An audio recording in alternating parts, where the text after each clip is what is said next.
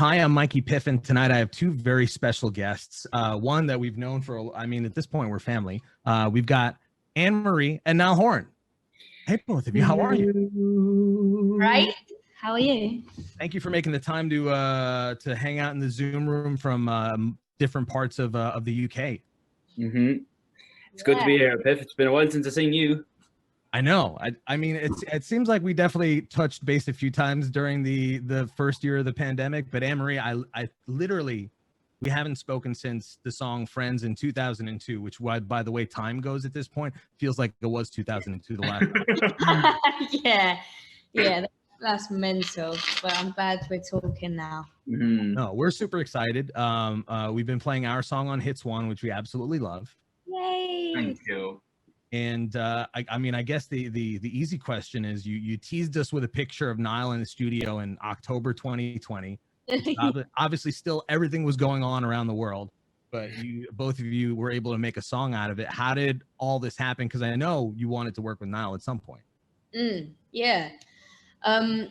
So we had seen each other around like events and different songwriting things, and I basically did a radio interview and someone asked me who I'd want to collaborate with, and I just kept saying Niall for some reason. I just felt like it would be good, and he messaged me saying let's get in the studio. And this was when we just were allowed to go back into the studios in real life, so I'd been doing Zoom sessions for the whole time, which are, to be honest, some people it worked for me, I didn't write a single thing on Zoom.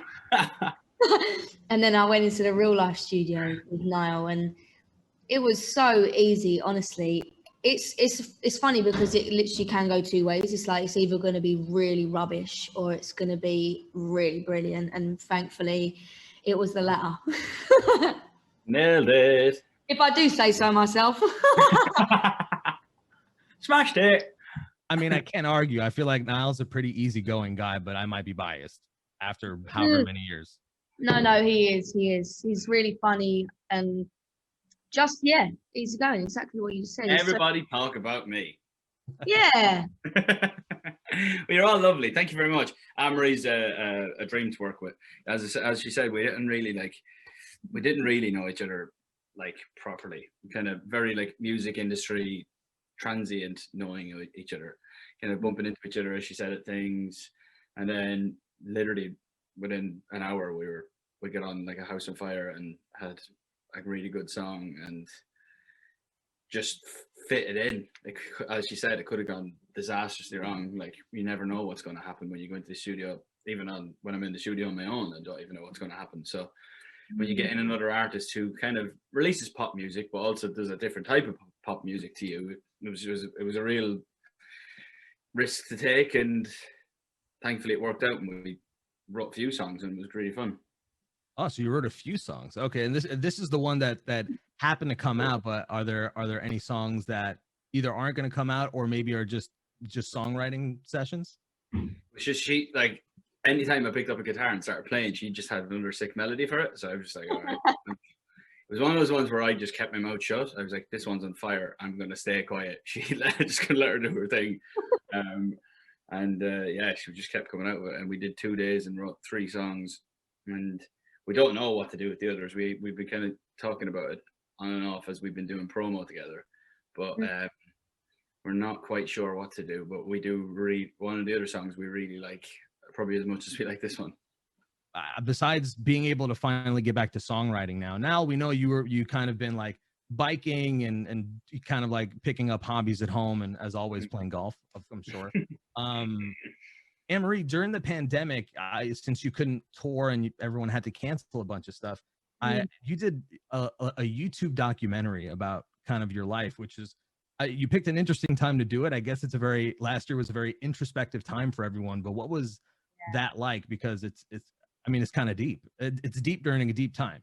Yeah, it was. I think, like many other people, when the pandemic first started, I hit a massive low, and it was confusing to me because everyone seemed to be like really happy, and I was like, no, I don't feel great. And when we decided to do the documentary, it's called How to Be Anne-Marie.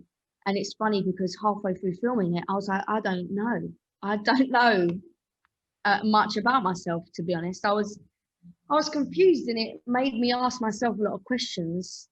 And I almost found myself through that documentary, through trying to show other people who I am. So I started going to therapy, and that's changed my life completely. And when I watch that documentary back now, I'm like, I'm a completely different person to who I was then, which is crazy, but I'm happy about it. So you kind of have like a interesting, I mean, the pandemic did that for a lot of people, including myself. So you kind of have a pre-snapshot now with this documentary, which everyone can watch on YouTube, by the way. I mean, now what about you? I mean, obviously we've caught up often, but how do you feel like as a person you've changed, or things you learned about yourself, or that maybe you wouldn't have learned without everything that's going on around you? Learned, I'm pretty carefree. I think I care less now.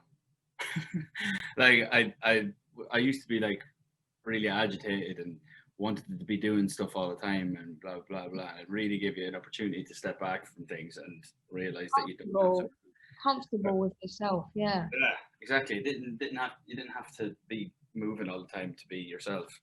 It was good to be at home and chill out. I feel bad saying that, which is, you know, with all that's gone on in the world. But it was a nice thing, you know. I released the album at the start of lockdown, which obviously wasn't what I was looking for, and kind of I just settled with it in my head, to be honest. After a couple of weeks, I was peed off for a couple of weeks, and then was just like, I'm just going to go with it, and the best I can do is beat it and just get back into, you know, sit down at the piano again and just start writing ballads. And I've got plenty of them, so when I do have a record coming out, you're going to hear a lot of ballads. Well, you know, we'll be there. I mean, I'll listen. I'll die on this sword and say Heartbreak Weather. I'll say underrated, if not the most underrated album of 2020, hands down. Thank you, Biff. You've always been a big supporter. Hey, man. I mean, listen. You know, I'll always be honest with you. Mm-hmm. True that. Got nothing to lose at this point.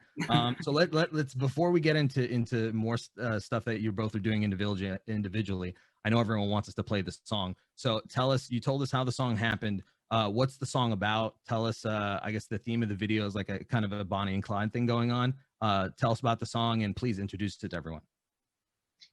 So this song for me is having that one song with your ex that is now ruined because you hate your ex. And that was the song that you had together, which is that's what I experienced. I was on the way to the session in the car, and I heard that one song that I now can't listen to anymore because of that situation. And yeah, that's what it's about. I think a lot of people can relate to having that one song that they now have a bad time listening to. Do you have that, Niall? Yeah, we all do. Everyone's got a few tunes. Wait, would you mind sharing them, or is it too weird? To be honest, there's plenty of songs that I can think of. There's actually a couple of Eagles ones that I don't really like anymore because of that. But that's fine. They kind of make you think about someone, and then as the song says, you realize then it's just another song. Thank you both so much for making time today to hang out, for sharing our song, which is a bop. You know, obviously I'm biased, but who cares? I'm the one pressing the button. So very glad you're biased. Yeah, I'm glad you're biased as well. Yeah, I've been for a long time. So what aside from writing and stuff, Niall, I know you're a little bit more confident than me. I don't know if I could wear the bike shorts and outfits that you do out and about. What other hobbies and things have you been doing aside from the music that has been keeping you sane, even though we can kind of sort of hang out with people right now? I've written a lot. I've just written a lot of tunes. I've cycled, played golf. I've worked out for a bit. They give up on that. Then the pubs opened, and that shit hit the fan. Then lots of Guinness, I'm sure. You know, I probably wouldn't get back into Lycra for a little bit. Yeah, I've just been doing what, to be honest with, apart from writing tunes, doing what everyone else has been doing. and just kind of doing the everyday. I kind of got a bit frustrated because I live in an apartment and the four walls the apartment's big and it felt tiny at one point because I was just writing songs at the piano there, sitting on the couch there to watch TV, eating over there. Like it all became a bit small, but we're back. It feels like we're coming back, and I'm excited to just get on the move again because as I said, I'm comfortable with knowing that I can stay at home and not pack a suitcase because at points in my life I've lived out of a suitcase for years on end. So and now I know I can do the chill part. I'm ready to go again on the mad machine. Well, I mean, are you at least spending the time with someone? I'm single, so I'm just alone in a studio apartment in Manhattan, and I walk around, the West Side or whatever. But I mean, the both of you, I mean, I'm saying like you spending time with someone special, you at least keep them busy, like have someone like talk to as opposed to like just FaceTiming someone or like, I don't know. No, I'm good. I have been. I definitely have. Yeah, I've been doing a lot of. We've been doing a lot of cooking, a lot of mid lockdown, a lot simpler. It was. I think I would have gone mad on my own. I think that's fun to get to know someone in that context, though, right? Yeah, it's intense. I've been spending a lot of time on Zoom playing bingo with my friends, and growing vegetables, which was a lot of fun. I loved growing vegetables. That's my new favorite thing to do. Yeah. That seems like something a lot of people have been doing, by the way. Everyone just decided to do a garden. At first everyone was making bread. Yeah. Then we moved to gardens. Okay. That's fun. Thank God we moved on from bread because I was absolutely fucking sick of that. There was a lot of TikToks and a lot of bread happening. Yeah. So now that things are slowly opening up, obviously both of you had to cancel, tours and performances. Is there any idea when you might reschedule those? Like, I mean, Niall, I know you were obviously super excited for the Nice to Meet You tour, or as I like to call it, the Niall Horan and Louis Capaldi comedy tour. Is there any word of rescheduling what you have going on now that it seems like people are doing that? In hindsight, I'm glad that tour didn't happen because I wouldn't have a liver. You're not wrong. I seen him recently. It stopped. It hasn't got any better. We're still loose. I'm obviously sad I didn't get to tour. Like all I've ever known is touring, literally studio tour and then do full year on the road and then go back in the studio and do it again. So to not do that, and I really just like felt for the crew, to be honest. Like there's crew members of mine doing some crazy jobs right now that they would never have even thought they could have done before. So that, and also now that how much I know I'm personally craving, and I know everyone else is craving live music, I'm just mad to just be part of that now and just get out on the road. And when gigs are back and shows are back and whatever, I'm not going to say no to anything. I'm just going to be like, yeah, I'll go, even if it's music that I hate. Yeah. I'm announcing a tour tomorrow. All right, well, there you go. There's your exclusive. There's the exclusive. And Niall, you're also announcing a tour tomorrow? Oh my God, that's crazy. God. Am I? Yeah, he's coming with me. Exactly. SiriusXM presents Anne-Marie and Niall Horan. It's great. Can you imagine? But you, by the way, Niall, you did do that amazing show. Sponsored by Malibu. Yes, it is. You did do that amazing show for your crew and obviously a lot of crew all over the world at Royal Albert Hall, which was amazing. I mean, do y'all feel like that is here to stay in some way, shape, or form? Because I feel like it's a great way to, you can't tour everywhere, and there's always going to be somebody that complains that says, oh, they didn't come through this city or this city, because everywhere is so big. Yep. I feel at some point every year having a virtual element part of any tour makes sense, so you can reach so many more people.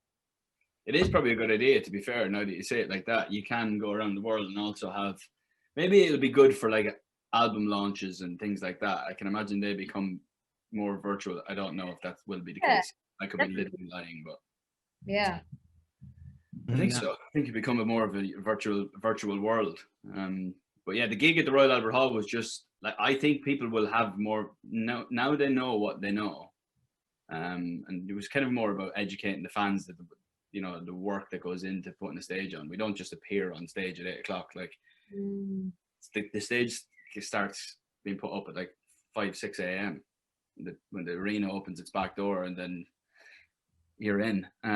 So it was kind of more of that. So I think crew will get a bigger appreciation when we go to gigs now. I can't wait for that. I'm going to say it was really beautiful at the end when, you were still singing the last song and they were kind of starting to break down everything. And it was always kind of like a ballet of sorts. Yeah. It was very, to me, it was very touching and very beautiful. So I appreciated that. So yeah, it was really nice. They literally walk around in black shirts and black trousers all the time to not be seen. So I'm going to have them in floral shirts and all well, I mean, the thing is, like, if you dress like that in New York, they just call you New Yorkers. So, SiriusXM Hits One. Hi, I'm Mikey Piff here with Anne-Marie and Niall Horan, who were nice enough to hang out with us to talk about their collaboration in our song. And Anne-Marie, obviously, I can't forget, you have an album coming out in about 2 months or so, give or take. It's your first, like, I guess, follow-up album in like almost 4 or 5 years. So, I mean, that's a big chunk of time. You've obviously done other songs. You did the song with Marshmello. Why you do this to us? Why you wait so long? You think I want to do that? Do you? No. It was actually really annoying because I'm very impatient, and I also love to change and try different things out. And that's what I was doing after the first album. I was like, I don't want to make music like that anymore. I want to make music like this, and I want to talk about this. I want to be this person. And I wrote a whole album, really angry and weird album. And I said to my label, this is it. This is the second album. And I was touring somewhere at this point, but way back. And a dad came up to me with his daughter holding her hand, and he just said to me, I'm so happy that my daughter has you to look up to as an artist. And I just thought to myself, we have to scrap that whole album. I can't release music like that child. I can't. So that's what changed my whole plan, really, that conversation with that guy. And then I went back into writing mode and really tried to figure out, like, who am I and what do I actually want to give to people? Because I want to make people feel good, and I want to make people, be emotional and happy and sad and blah, blah, blah, blah, blah. So I went through a whole process. This is basically the third album, but the second album. Yeah. I mean, that's good. You know what? I'll accept that. That's a good answer. You were, I mean, it doesn't get better than that. Like, a child comes up to you with the dad's like, you're so amazing. And like, boom, just hits you right in the feels. You're like, well, yeah. All right, fine. I mean, the next time you're angry, you can release that album. Yeah, exactly. After this album, I released the album I wrote before. Exactly. So you'll see that kid again. She'll grow up. She'll hit that angry phase, and then it'll be right for her. There you go. Perfect. Yeah. Exactly. Before we go, I mean, now I'd be remiss if I didn't ask, because like your biggest hobby is golf, and you started like a golf, I guess, a management company or whatever with your management company. Mm-hmm. How's that been going? Because if it's not music, that's pretty much what I see you message and tweet about.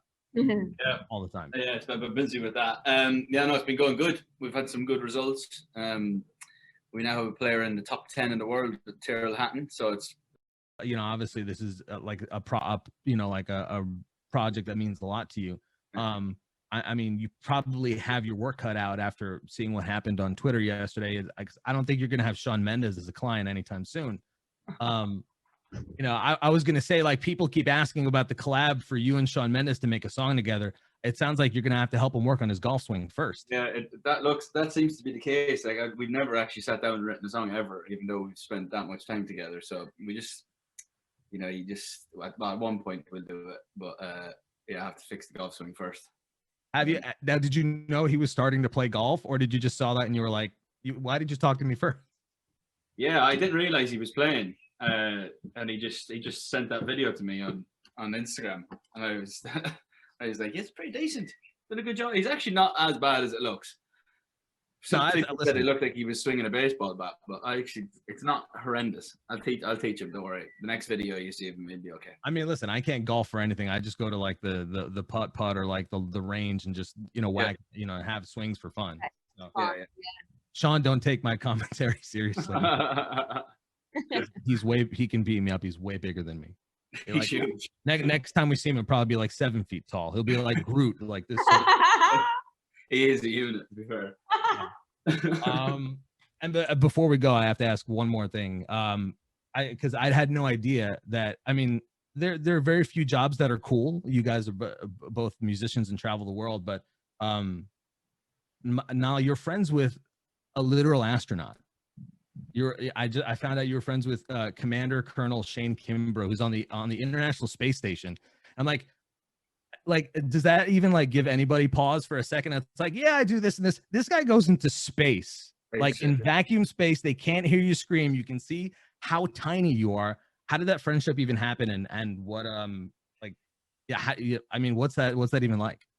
Came to, I think.